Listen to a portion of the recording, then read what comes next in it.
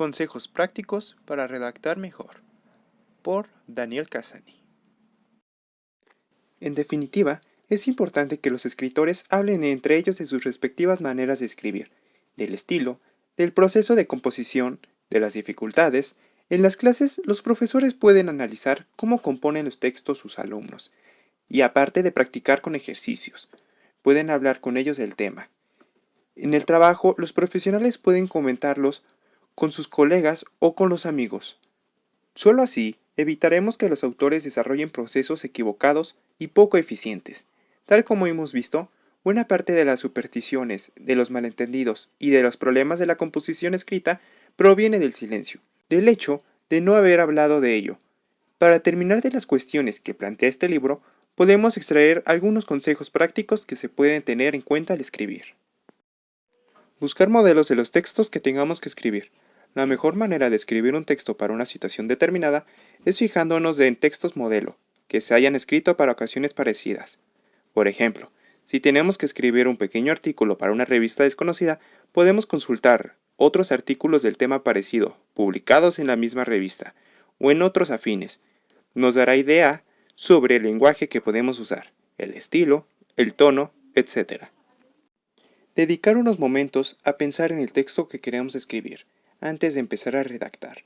Si antes de escribir pensamos un poco en el lector, en nuestros objetivos, en lo que queremos decir, en cómo decirlo, en cómo queremos presentarnos, etc., podemos llegar a comprender más profundamente el problema comunicativo que se nos plantea, y seguramente podremos resolverlo con más éxito. Por lo tanto, puede ser útil que analicemos antes que nada el tipo de comunicación que queremos establecer.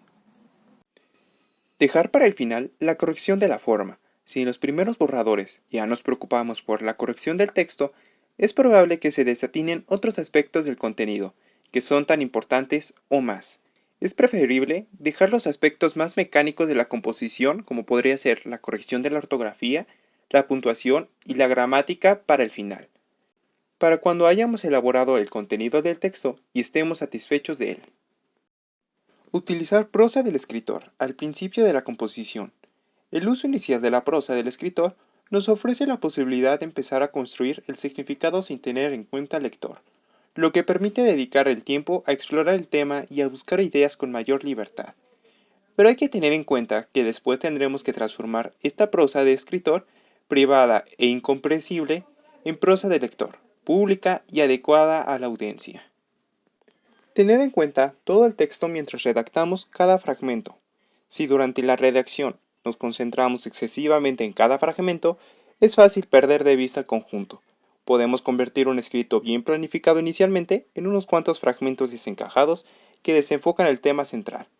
Podemos solucionar este problema si durante todo el proceso de composición tenemos en mente una imagen general del texto que queremos construir y la vamos comparando repetidamente con cada fragmento que escribamos.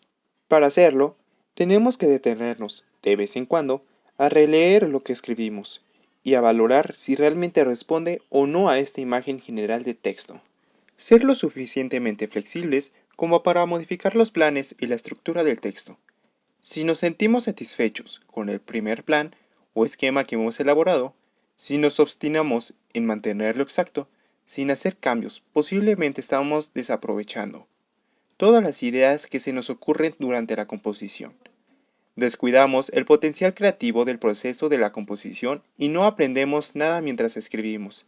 Es importante, por lo tanto, que no tengamos pereza para rehacer nuestro escrito, cambiar su estructura, modificar un fragmento ya acabado, suprimir párrafos, refundir algunos o ampliar otros con ideas nuevas. Nuestro escrito mejorará con estas modificaciones.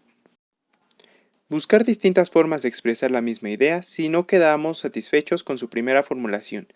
Es posible que en algunas ocasiones no quedemos contentos de la palabra o expresión que hemos utilizado para denominar un hecho determinado.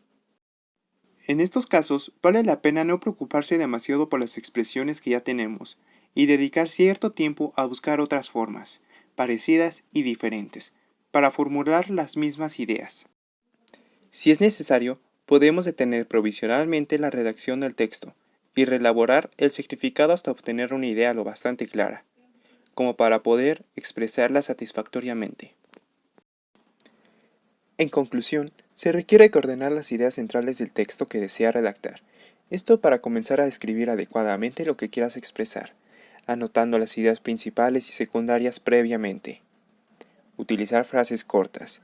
Escribir de una manera sencilla y breve logrará que los lectores comprendan el texto de una manera más sencilla, siendo más fácil de comprender. Revisa tu texto detenidamente. Releer el texto te ayudará a ver dónde se encuentran tus errores ortográficos o de puntuación. Haz esto las veces que sean necesarias para tener un texto impecable. Uso de puntos y comas. Utilizar puntos y comas ayudará a separar distintas ideas sobre otras, ayudando a tener una mejor organización del texto redactado. No utilizar muchas palabras cultas. En ocasiones, las personas suelen utilizar estas palabras en sus textos, sin embargo, las utilizan mal, haciendo que se vea un texto demasiado forzado. Es mejor explicar las cosas de una manera más simple. No repitas palabras, busca sinónimos o conceptos que pudieran reemplazar lo que escribiste. Lee mucho. Leer te ayudará a saber cómo narrar una historia inspirándote de otros textos. Por último, busca tu estilo de redacción para destacar ante los demás escritores.